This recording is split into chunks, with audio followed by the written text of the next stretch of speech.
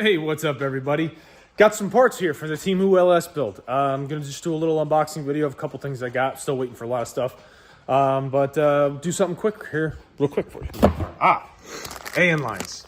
Okay, this is 20 feet of 6 AN and a whole bunch of fittings. Now, I did, however, open this before and look at the fittings and stuff and compared it to the AN line and the fittings that I currently have already for the line that was running in my Fox body.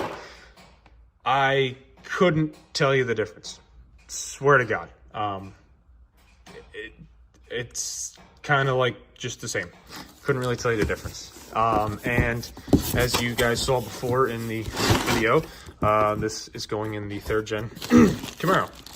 Okay, so these are 3rd gen Camaro LS swap headers. There are stainless steel. These are the graphite gaskets, which are actually, very decent quality. And this is the stainless steel set of headers. Okay, they are stainless steel. Pretty decent quality. The flanges are actually in pretty good. The flange on it is very thick, actually. All the welds look very good. I have in the past had a set of Speed Engineering headers.